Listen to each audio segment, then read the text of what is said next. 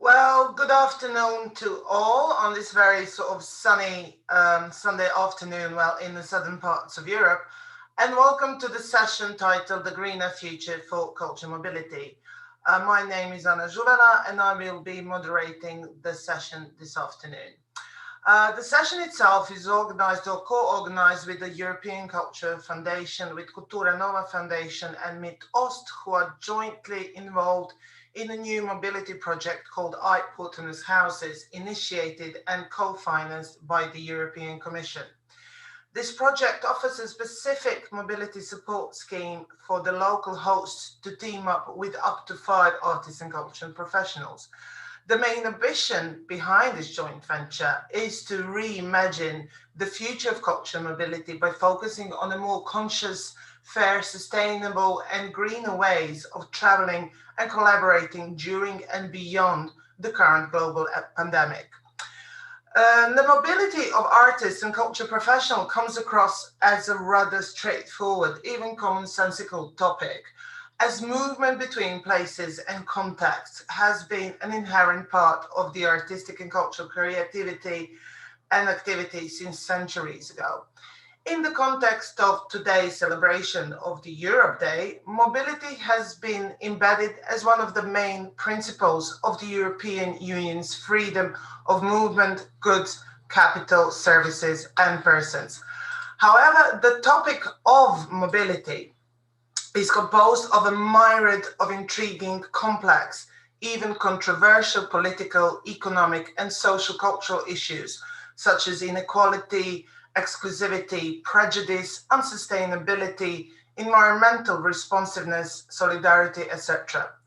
In recent and present times of ever-intensified global movements, the discussion of mobility in the European context encounters grave concerns of migrations and frameworks of mobility regimes involving ethnic boundaries and national borders. At the same time, the discussion on mobility confronts environmental responsiveness and responsibility for counteraction and prevention of catastrophic effects of climate change, which desperately seeks recalibrations of the key functions, meaning, practices, and contestations that define the field of mobility. For today's discussion, and in line with the Hypotenuse Houses project, all these angles that I briefly mentioned of mobility will be addressed and explored from a more general, but also from the specific perspective of the arts and culture sector, keeping in mind that the current disrupted mobility for artists and cultural professionals needs new long-term solutions. We are very fortunate to have with us two key thinkers and the most prominent mobility theorists, thinkers, and practitioners, Yasmine Ostendorf and Noel Salazar. Yasmine encompasses extensive experience in the international arena of culture mobility programs, specifically concentrating on the topics of arts and ecology. Yasmine runs a really interesting sort of alliance called Green Art Lab Alliance, which is a network of 45 cultural organizations in Europe, Latin America, and Asia. And this alliance is in pursuit and dedication towards social and environmental justice. The alliance itself is a result of over a decade of research that Yasmine did across Asia, Latin America, and Europe on artists proposing alternative ways of living and working that shape more sustainable, interconnected, and resilient communities. Recently, Yasmine has been based in Brazil, where she is working on her book Mycelium on Methodology, that looks at the strategies of self-organizing, solidarity, and system design through mycological lens. Noel Salazar is a professor of social and cultural anthropology at the Catholic University Leuven in Belgium. His research work is paved with really significant academic contribution to mobility studies. He is the editor of the Worlds in Motion book series. He co-edited the Pacing Mobilities, Methodologies of Mobility, Keywords for Mobility, Regimes of Mobility, and Tourism Imaginaries. And he co-authored Momentous Mobilities and Envisioning Eden, and numerous peer-reviewed articles and book chapters on mobility and travel. Salazar is the Secretary General of the International Union of Anthropological and Ethnological Sciences. He is a former president of the European Association of Social Anthropologists and founder of the Anthropology and Mobility Network. Since 2013, Noel has been a member of the Young Academy of Belgium. But now, before I give the screen to Noel, who we're going to start and kick off basically our afternoon's talk, I will just give you a brief outline of the session modus operandi, or the session etiquette. So duration of the session is 1 hour exactly, which is quite limited time for such like great topic and great speakers. So I will take as least time as possible as a moderator, and we will use the session's time for the individual presentations of our speakers, and then we shall open the communication with our audience for the Q&A. So throughout the session, the audience will be muted, but for your questions, you can write them and you can write your comments in the Q&A section of this Zoom webinar. So now over to Noel, who will be offering us some critical reflections on border crossing mobilities in general and cultural mobilities in particular, with references to the wider context of COVID-19 pandemic and climate change. Over to you, Noel. Thank you very much, Anna. I will be showing you some slides also, because we have a very limited amount of time. So here they are, and it looks as if everything is working. So I will try to be relatively brief so that afterwards we have some time for questions, because that may be more important, addressing the particular issues that you want us to tackle. So what I will be doing is taking a step back. I will focus less on cultural mobility than the other speaker. I will sketch more the context in which cultural mobility currently is taking place or not taking place. And so in order to do that, I will develop some ideas, and I will start with bringing us back to mobility as a concept. And so it's very important to understand that when we are talking about mobility, that this is what Henrietta Moore, which is one of my colleagues, anthropologists in the UK, calls a concept metaphor. It's not only a concept, it's a metaphor. And it's a word, a notion that has been used and is being used by very different stakeholders and actors in very different ways. And you can already immediately understand what I'm talking about if you just think about the contexts where we talk about mobility and you set that against the context where we talk about migration. So it's very important when we talk about mobility to not just think about movement. Of course, there's movement involved, but it's about movement that is being made meaningful. It's movement that has meaning, and this is coupled to the imaginaries that are attached to it, particularly also before the movement is taking place. So these imaginaries are linked also to expectations about what these movements may bring forth, what they may bring, what they may produce, and they are linked then, of course, to experiences. And these experiences are not only linked to the people that move, or the objects that move, of course, but it's linked to everybody that is somehow involved in those movements. So also the people that are not moving. And so that's what the translocal linkages are being referred to. Now, what is very interesting is that there's a lot of unquestioned assumptions, or at least I should say before COVID-19, there were a lot of unquestioned assumptions, particularly the first two were before COVID-19 not too often questioned. So the fact that there is mobility and there is increasing mobility, of course, COVID-19 has made us reflect on that, because there is less mobility than used to be the case. And that mobility is self-evident, and so a certain normalization. So it's very normal to be on the move, or at least it was before we entered into this coronavirus pandemic. I think we still, many people still would not question the assumption that mobility generates change, and that we often assume that this, or we expect this change to be positive. And so that's why also mobility as a concept has a very positive ring to it. So it's a very positive term, particularly if you contrast that with concepts like migration, which has a much more negative ring to it.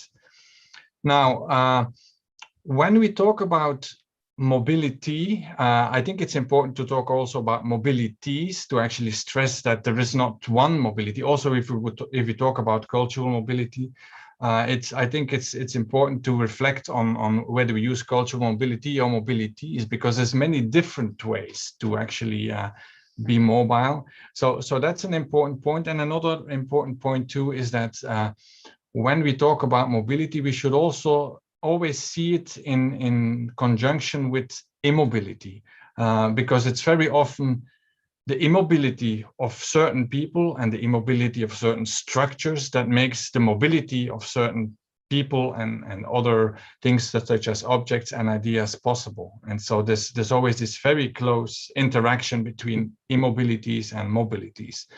Now, and so I'm giving just some general points here to actually frame our reflection on the particularities of cultural mobility. It's very important to realize that when we are talking about mobility, that it's often not happening in a neutral way, but there's a whole ideological meta-narrative behind it. And that's because people who are discursively talking and framing mobility, of course, have agendas. And for example, in Europe, in the European context, it's actually part of the whole European project. The whole European project is based on as much mobility as possible, not just of people, because actually the people came last, but also people. And so it's very important to take this discursive background into account, and then actually combine it also with the embodied practice when we are talking about people, what it is that actually people experience when they are on the move. And so that involves lots of things. When I said that we need to consider mobility and immobility, this is because, of course, there are multiple regimes that actually facilitate the mobility of some, and maybe hinder or make more difficult the mobility of others. And we see that very clearly now during the COVID-19 crisis, that, there's certain people that are still allowed without much problem to travel, whereas others have it much more difficult. And so this points to inequalities, and there are all kinds of inequalities. And so when we are talking in very general terms, it's important to take these inequalities into account. And this is also what COVID-19, of course, clearly reveals, that patterns of mobility and immobility change. They react to external factors, to internal factors. And that also means that the imaginaries that we attach to mobility change, although these imaginaries may change slower than actually the realities and the reactions to external factors, such as pandemics. An important point that has been made by a couple of scholars also is that mobility in these days is so important that it has really become a factor that people use to differentiate them and distinguish them from others. And so some people talk about the mobiles and the not mobiles, like you have the people who have internet and don't have internet. So this mobility thing seems to be very important, and this is because it's also linked to kind of it's taken as a measure of social status. That's why in the literature we talk about mobility capital, and it's very interesting how now in the context of COVID-19 again, there's also all of a sudden talk about immobility capital, the luxury not to have to move and to stay in the safety of your room, house, your studio, whatever, but the choice that you have to decide not to move. And so that's an interesting reflection. And then the last thing is that when we see this in a global context, that of course there are different cultural meanings, values, and impacts attached to mobility. And so everybody speaks, of course, from his or her own positionalities. Now, coming to cultural mobility, I'm taking here this very straightforward definition. I know that there are much more complex definitions which are more inclusive of other things, but I think for the purposes of what I'm trying to say here, this one works quite well. Mobility in the sense of temporariness. So there's a temporariness, and so that also means that there is an expectation that the person who is engaging in this mobility is or returning back to the place of origin or continuing to yet another place. And so that's what the temporariness is pointed to. And that's also why this type of mobility is seen as positive and why migration is framed as negative. The problem with migration is not that people move. The problem with migration is that people stop moving, or at least that's the discursive perception. And that's why a cultural mobility is good, because people keep on moving. And so, of course, here I think in the discussion we will be focusing most of all on individuals. And so individuals in the cultural context have different reasons to move. And here are a couple of these reasons mentioned. And sometimes, of course, it is also linked to the fact that these people travel with their works, or of course with the performances of which sometimes they are an integral part. And so these different ways of moving, of course, have different implications, and there's different ways of valuing them.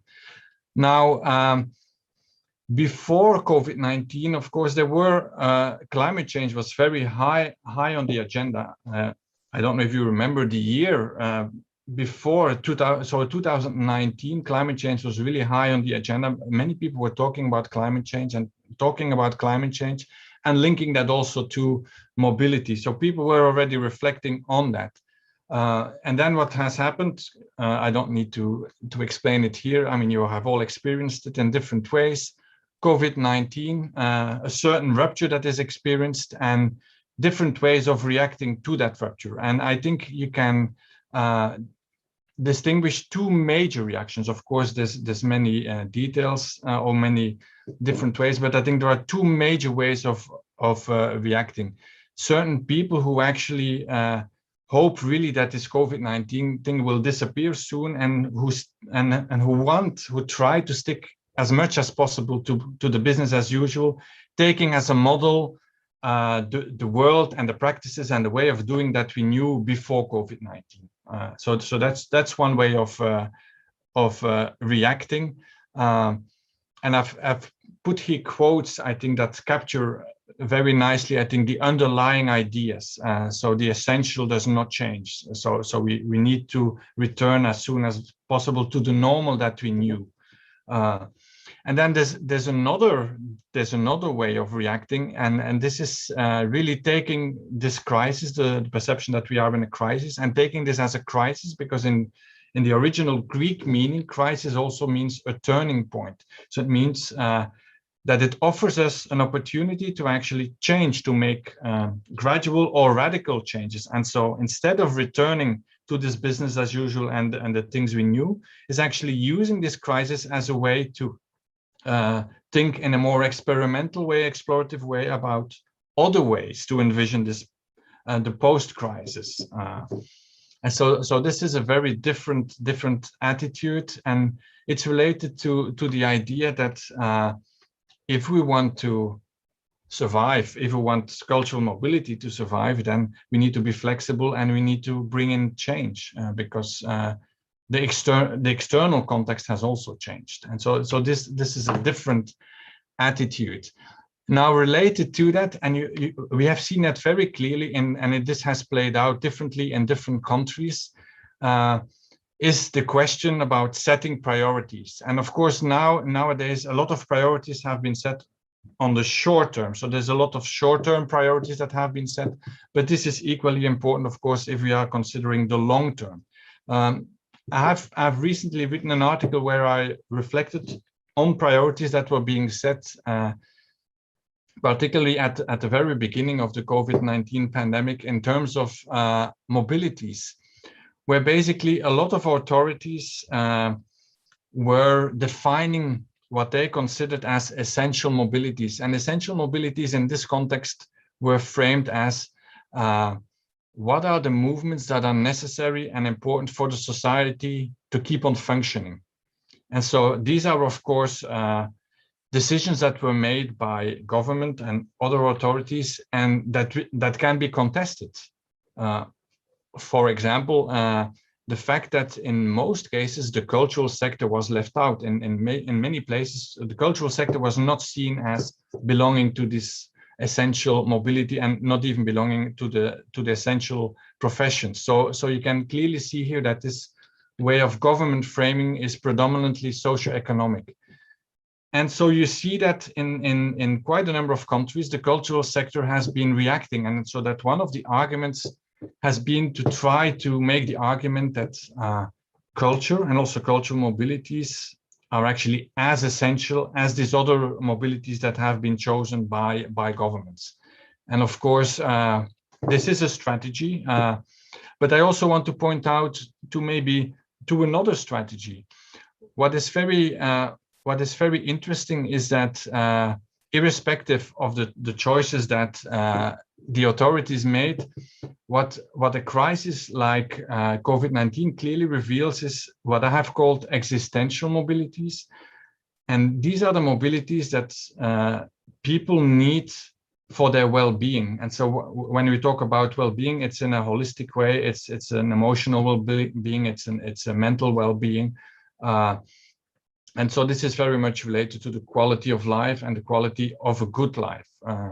And of course, here very clearly you can make the argument that, and this point has been made, that culture plays a crucial role here. Culture plays a very important role to keep people healthy in many different ways. And so this is another way of actually framing the importance of culture and of cultural mobilities. And these mobilities here are taken in the physical sense, but can also be taken in the symbolical sense. And this is why I've included also this nice Japanese illustration related to that. Now, time is almost up, so I want to end here. This is a last slide where I want to not offer answers, because I'm not a future guru. I don't have a kind of ball where I can look into and predict the future, but I think I can give direction to the kind of questions that we should be asking ourselves. And of course, when we are talking about cultural mobility, I think it's important to have a very holistic discussion, and that means including different perspectives. So is cultural mobility important? And then, of course, to answer that question, not only from the perspective of artists and culture professionals, but also more broadly, what's the societal importance and impact related to that. Even if we are focusing maybe our discussion here on the people involved in cultural mobility, of course, it's sometimes quite hard to actually have that discussion without considering at the same time the performances that are involved and also the work, the cultural work that is being produced, and that sometimes, of course, also moves. And then the question, is cultural mobility essential? Is it existential? Of course, we could make a very easy argument that it is both. But what kind of fights, what kind of battles are we heading up? Are we contesting the categories made by governments, or are we actually framing it in different ways? And this is, of course, related to what we want to achieve. Another important question is cultural mobility as instrumental.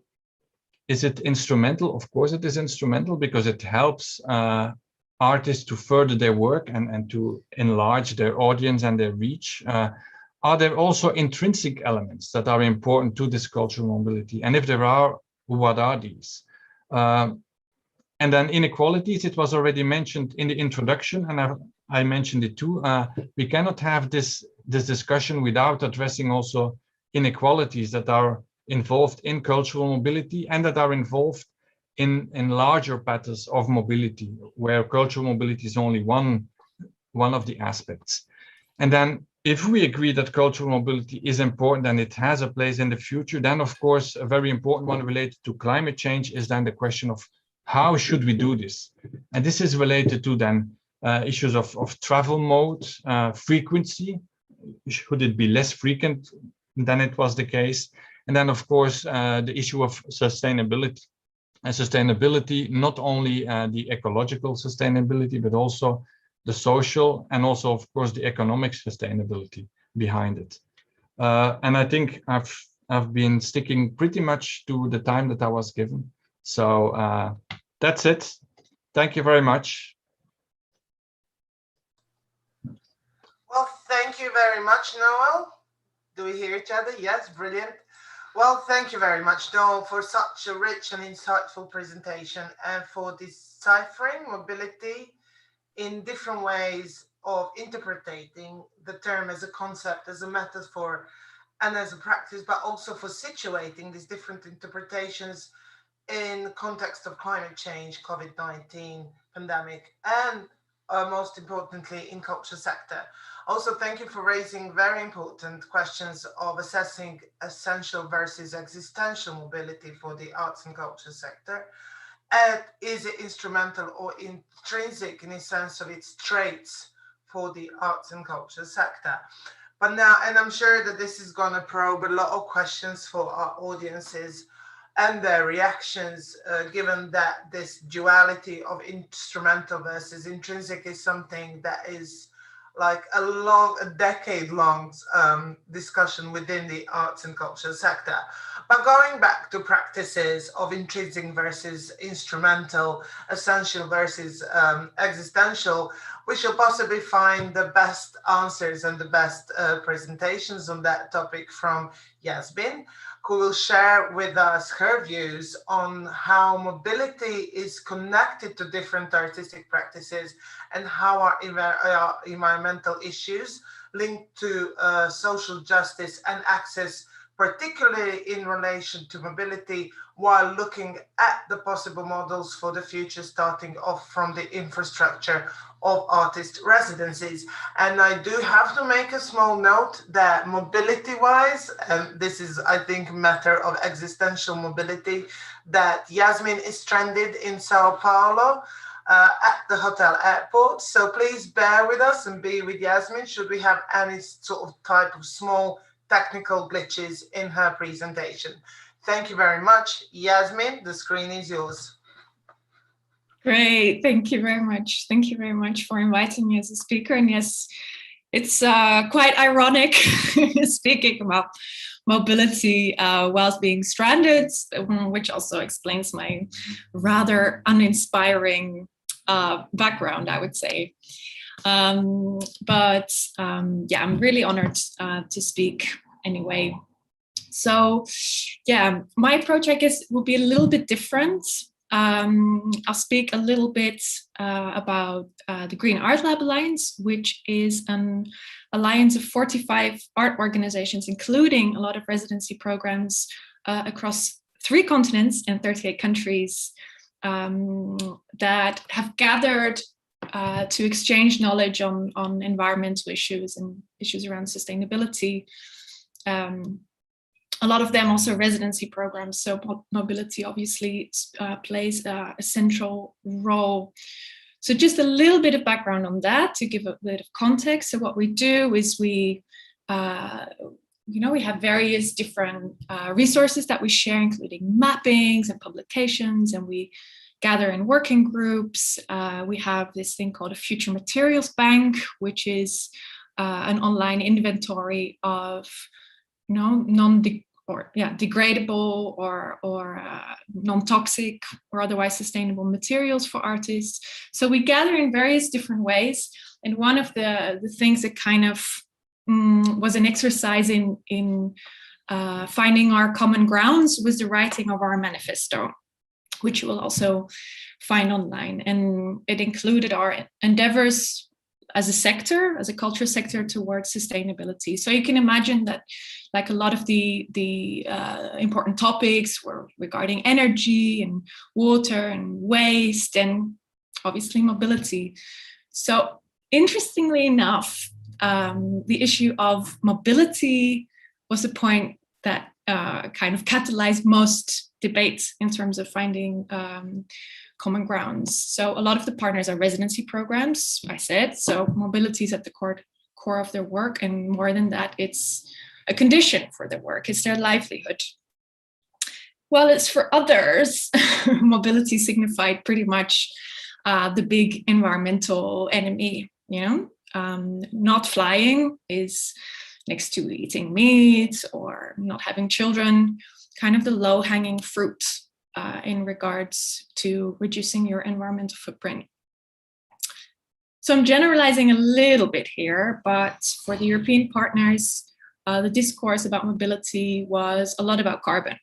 So tools for reducing the carbon footprint were data, policy, science, innovation, technology, while as some other partners, mostly located outside of Europe, complemented that conversation about mobility with kind of different approaches. So talking about, you know, how, for instance, it was much safer for women to fly than to take 40-hour, you know, bus rides, or others were located on islands, or others addressed visa issues. So I think writing that manifesto made really clear that environmental issues, and particularly in relation to mobility, are indeed inextricably linked to social justice and access. So to some extent, I think you can say that environmentalism without social justice is reinforcing colonial frameworks, or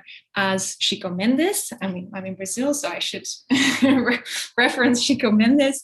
He said, environmentalism without class struggle is just gardening, which I think is quite a powerful quote. So I think for us Europeans, I mean, it's Europe day to day, that means also acknowledging the role in colonialism, not only in creating, but also maintaining some of these social inequalities. I mean, the legacy of colonialism is ongoing, visible in global trade. For instance, the extraction of resources in and outside of Europe. I mean, here in Brazil, the monocultures for soy or coffee, it's mostly for European markets. It's Europe selling the agrotoxics here to Brazil that are poisoning the water. It's European and American pension funds buying land outside of Europe for monocultures, etc. So these things, I think, are all interconnected. So even when talking about a European context, what we are doing today, we can't limit that to our borders, and we need to acknowledge our geopolitical ties and unequal power structures that are largely responsible for that climate crisis. So reducing our carbon footprint isn't going to suffice. I think we need a deep cultural, spiritual transformation, and this is actually where the art comes in.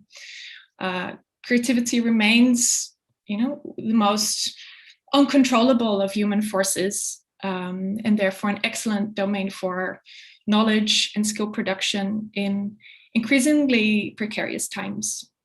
You know, this is where we can learn how to be creative, learn about innovative solutions. In the arts, we can use our imagination, we can learn new skills, we can improvise, we can tell a story. And I think all these things are crucial survival skills for this increasingly insecure future. Also, culture embraces the idea of situated knowledge. So embedded knowledge that is affected by history, language, and the values of the person knowing it. In that sense, conversations about carbon have to be complemented with conversations about ancestrality, indigenous knowledge, land rights, food security, ecocide, so in relation to law, and even language, because this is the prism through which we see the world. So I believe that we need the cultural sector to tickle, you know, our imagination and stretch these ideas of what is possible. Also in the arts, we can borrow from different disciplines, from science. You know, we need, I think, this interdisciplinary approach. So whilst reducing carbon footprints, we need to be increasing what I call kindness footprints. So bring to the earth what she's missing: care, love, compassion, listening, honesty, vulnerability, and color, including of our skins. That includes a process of unlearning, whilst maintaining creativity as our main currency. So one of the questions that I was asked to address is mobility necessary for art and culture? My background is in the world of residencies, and as I just kind of demonstrated, I'm a nomad myself, so I was always going to say yes to this question. That said, I don't believe in the hypermobility of the pre-pandemic times, like hopping from biennials to residencies. And I think it's much more about rethinking the time frame of residencies. So not thinking per se of the time of the production of an artwork, but taking, for instance, the time of a seed to grow. I think it's really interesting to start practicing biomimicry, so taking the pace of nature as our standard. This is also what I'm writing about at the moment in a publication that I'm making called Mycelium as Methodology, which is looking at underground networks of the fungus in terms of sharing resources.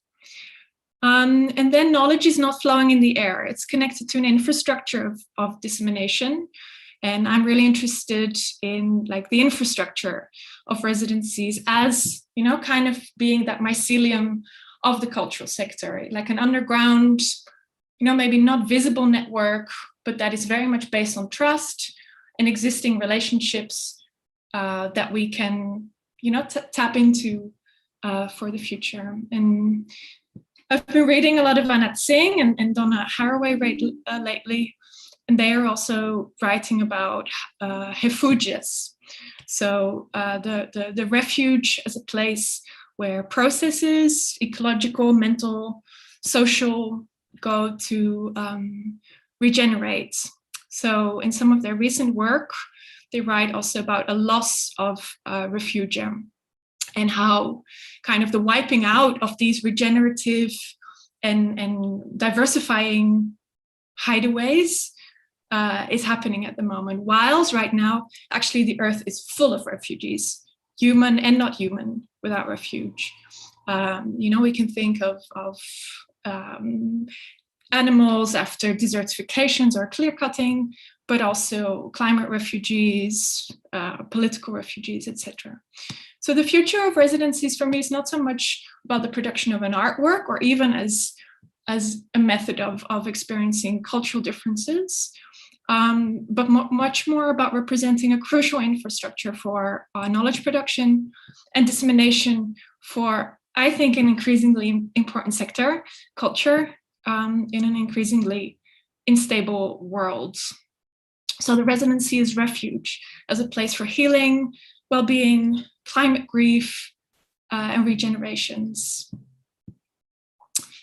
So yes, there was also plenty of advantage to the immobility for the arts and cultural sector. A lot of the things that we spoke about, I think, in that time were about having a break, you know, having time for reflection, learning a new skill, time to write your book, whatever. But I believe it was also reinforcing privilege. You know, who can stop working? Who can stay home? Who can afford to lose that income? So one of the final questions that I was asked are, what are the main challenges ahead? So will arts and culture sector will understand the wake-up call of this pandemic? I mean, I hope so. I think one of the things is really being aware and understanding how species, including humans, finding each other for this more interconnected and collaborative survival.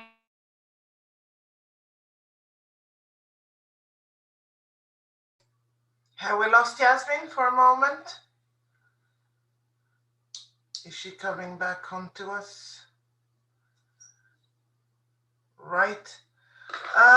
Until we wait for Yasmine to finish her presentation, that is packed really with interesting points on empathy and well-being and trust, and these key terms basically that paved the way on modernity project, creating the contemporary cultural policies that we know today and that have shaped the main directions of cultural mobility that we are discussing today. I would like to go back just briefly to Noel's presentation until we wait for Yasmine, and ask you everything that you basically showed us, and with your experience in the theoretical considerations and research on the study of mobility. Going back to the last point that Yasmine made about the future and about the future prospects and the lessons learned from the artistic and cultural sector, what do you think what does the study of mobility teach us in this very moment of time? Or how does the study of mobility help us to articulate the lessons that have been learned in the crisis that have happened before this crisis? It's not the first one, it's not going to be the last one, that's for sure.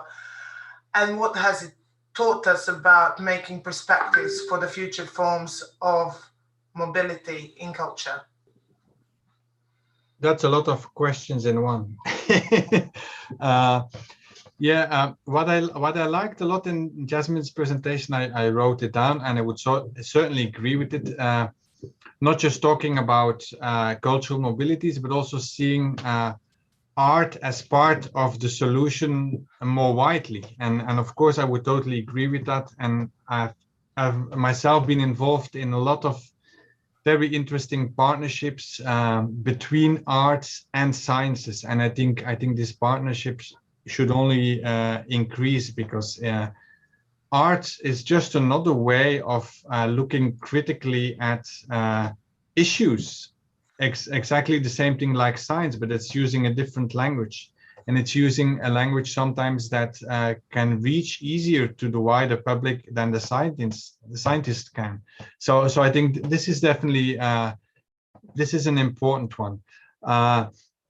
Then of course we need to be seeing things into perspective when we are looking at cultural mobilities in terms of what share does that take in the global scale. You know, what kind of percentage is taken up globally by cultural mobility? Then of course this is very minor. This is very minor compared to all kind of other people engaging in mobility. So if this sector and this sector, of course, because it is consisting of a lot of people who are reflexive and they want to change and make their own mobilities more sustainable. But I think that Yasmine's point is a very important one, art as part of the solution more widely. Because of course, even if the artist and even if the cultural mobility itself would be more sustainable and more eco, okay, that's very nice. But I think we need to use that momentum to actually work towards how can we make mobility and how can we make border crossing movements as a whole more sustainable. And I think artists have a crucial role to also play in helping us to figure that out. Brilliant, thank you very much. And thank you, Yasmine, you're back. I'm back. It's a miracle. Sorry about that. No, and I think actually what Noel was just saying was pretty much also what was going to be, you know, my conclusion, saying that the conversation about mobility, we can't simplify it by just speaking too much about carbon, which happens a lot in a cultural context, but really, you know, complementing that with the creativity that we have within our sector, which is, you know, stretching our imaginations of what kind of different systems are possible, and all the skills that are part of the arts, which include improvising and remaking, and I'm super excited about that. And then that combined with this idea of biomimicry that I'm really interested in, this looking at natural processes and mimicking natural processes, is a super fertile ground for learning and for solutions, I think, which is a lot about our pace, about time.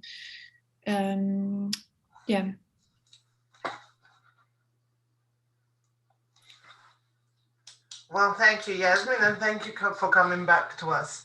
Before I now address some of the Q&A, if we have any in the chat, when you said, Yasmine, if I can pose a question now about biomimicry and learning from the nature, how would this sort of reflect towards earlier what Noel said, cross-border or transnational, even transcontinental mobilities that have become norm in the arts and culture sector?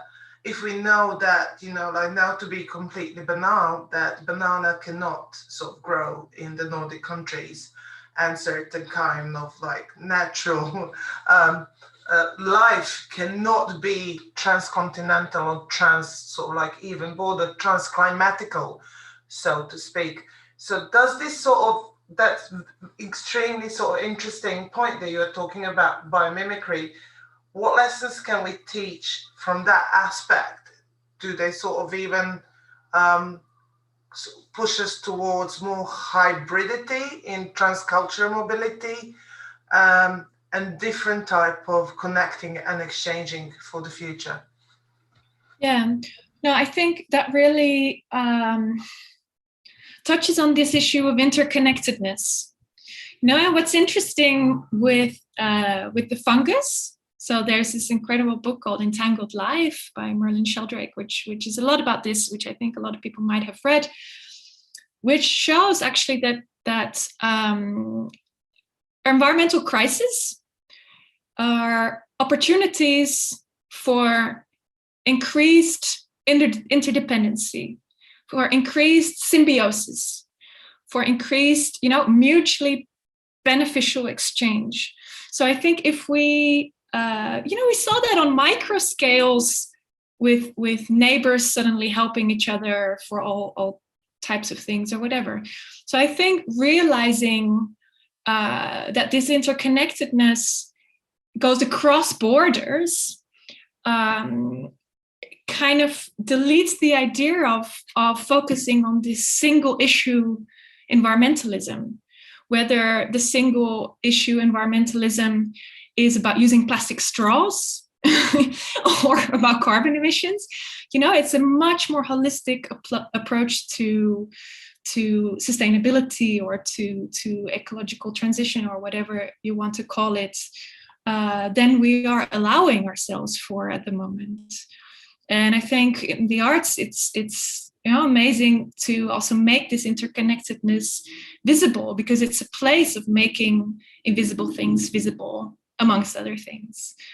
So I would say the interconnectedness and the mutual beneficial exchange and the symbiosis is key to that.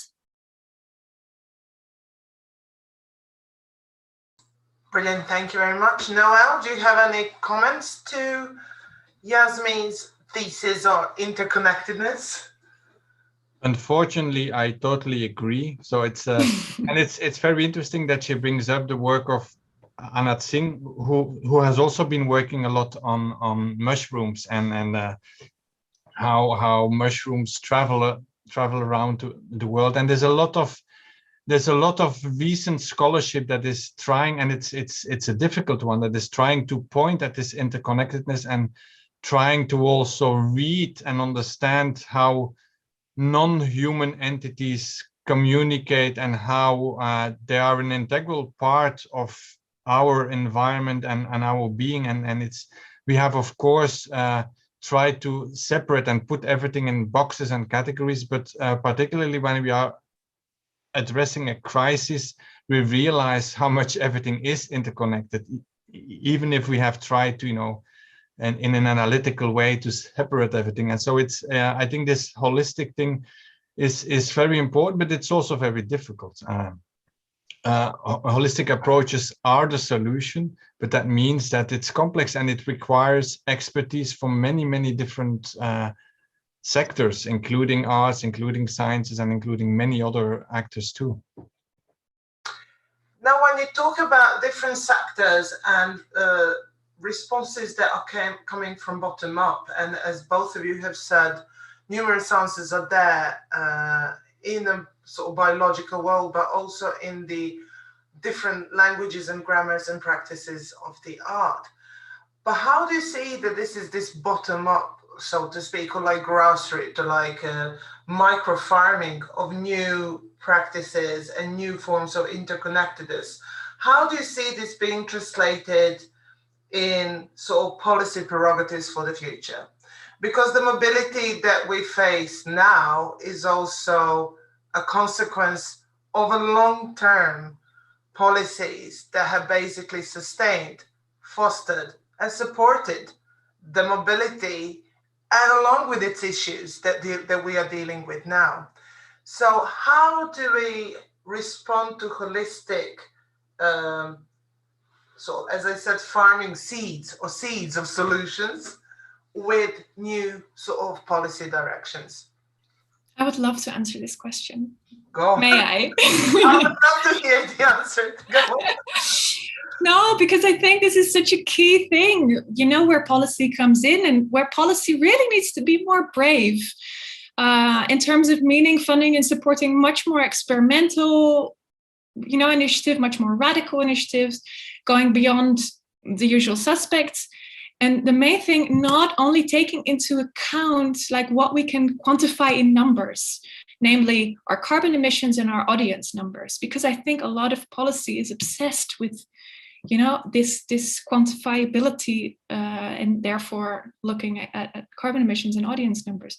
So I think we need to go well beyond that, which means creating safety nets and opportunities for activists, artists, pioneers, but also refugees, change makers, indigenous leaders, whatnot, to realize that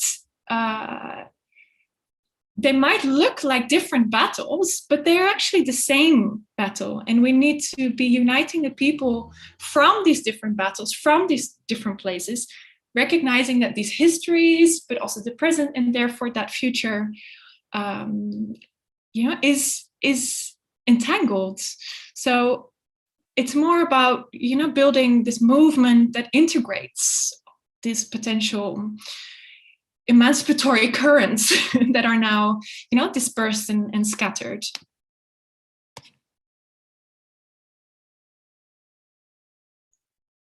Yeah, if I may add just briefly to that, of course, the tricky thing with policy is that policy is made by politicians, and politicians are very easily influenced, and so that's why you have all the lobby groups around them.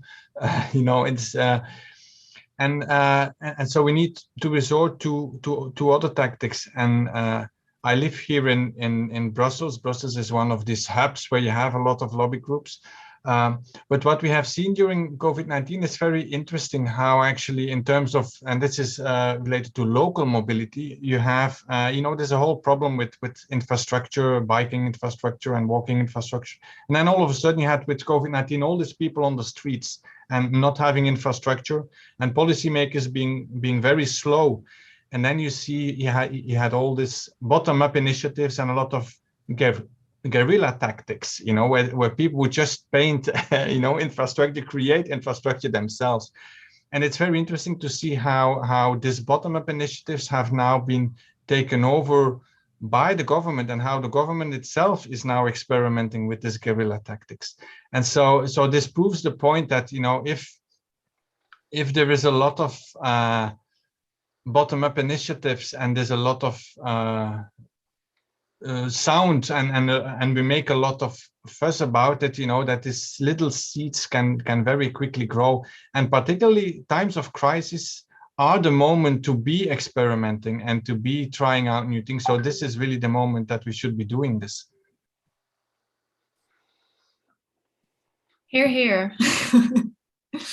Yeah, and actually one more thing to add to that, and I know that's not about Europe, but it's you know, within this Brazil context, in this country that's totally collapsing and you know, has been rehearsing the apocalypse for many times, it seems, is actually that it also created a lot of super interesting movements of, you know, the movement of the landless farmers, the MST.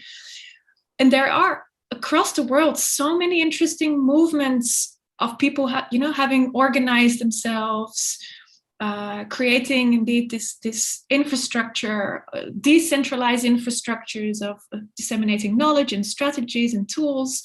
And so there's so many of these bottom-up movements that I think we can learn a lot from, and that we should be looking at a lot more in terms of strategies and tools and self-organizing, solidarity, etc. Particularly in the world of farmers and peasants, I find.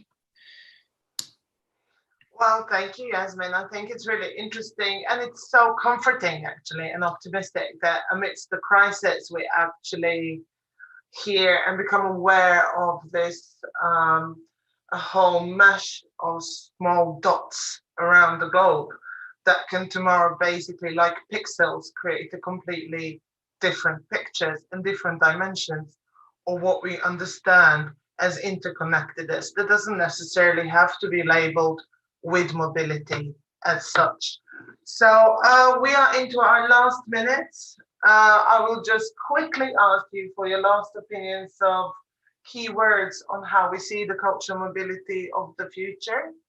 And then I will bid you goodbye, and thank you so much for this afternoon's conversation. So let's hear the key words for the future cultural mobility. Well, first of all, thank you for having me. I'm so sorry for this spotty connection. I would say interconnectedness. I would say precarity, unfortunately. I would say uniting battles, and symbiosis.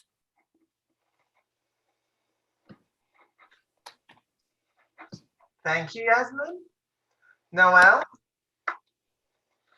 Okay, I was trying hard and I was writing down Yasmine wants to make sure that I have different ones, so that we have a nice set of keywords. I would add uncertainty, but uncertainty not necessarily as a negative thing, but as a factor that we play with and we kind of appropriate.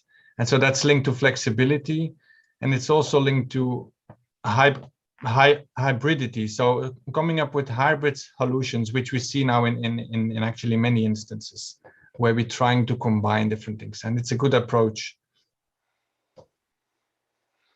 Thank you very much. So it's interconnectedness, precarity, united battle, symbiosis, uncertainty, flexibility, and hybridity. And I find it absolutely amazing that if we had these words about 15 years ago, they would sound so much more dooming than they do now, where they sound really sort of experimental and really positive, and really like stepping into more inclusive and more sort of comforting or wrapping future. Thank you very much. I am, as a culture policy analyst, I personally thank you for the ideas of brave, more radical, more experimental policies that will go beyond just profiling and counting and measuring, and will give into sort of more holistic approaches and more intrinsic, humane and biologically attuned and like harmonized with a human and biological nature for the future. So thank you very much. Have a brilliant rest of the sunny Sunday. Happy Mother's Day to all, also to all the mothers in the audience. And hopefully, Yasmine, you get to where you are going from Sao Paulo. And Noel, have a great day in Brussels. Thank you very much to all. Good afternoon. Thank you so much.